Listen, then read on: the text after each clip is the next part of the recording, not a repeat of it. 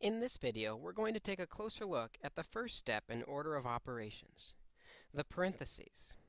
There can be several different types of parentheses in a problem. The innermost parentheses are often curved, but if we have to put parentheses around those, we'll usually draw square parentheses around those. And finally, we can even do bracket parentheses around those. While this can seem confusing, what we will remember is to always do the inner parentheses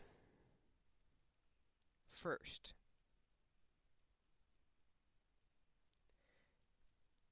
And then once those are simplified, we will continue working simplifying the parentheses around those. Let's do an example where we can see several types of parentheses working together. In this problem, we see several sets of parentheses, the square ones and the curved ones. We will start with the innermost parentheses, which are both sets of curved parentheses.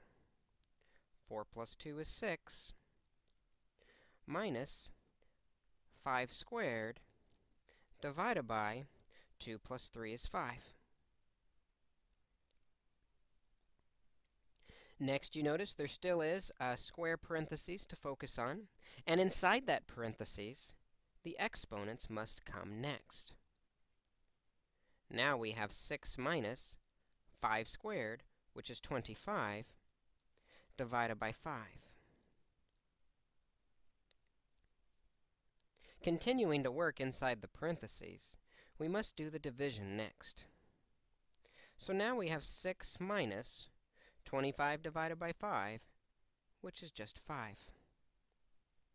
Finally, finishing the problem by doing the subtraction, 6 minus 5 is 1.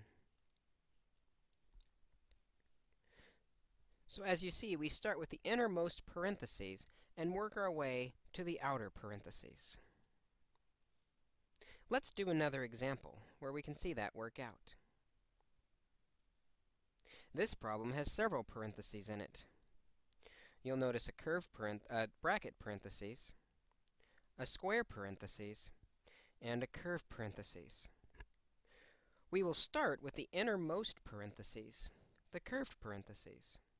So now we have 7 times 2 squared plus 2 times 20 divided by 4 plus 6, which is 10. And that completes the curved parentheses. For our next step, we will again look at the innermost parentheses, the division in the square parentheses. We will do that next. So we have 7 times 2 squared plus 2 times 20 divided by 10, which is 2. And that completes the square parentheses. Continuing to work out, now we'll simplify the bracket parentheses. Order of operations tells us to do the exponent first. So we will start with that.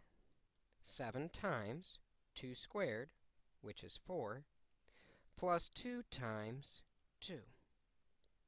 Close the bracket.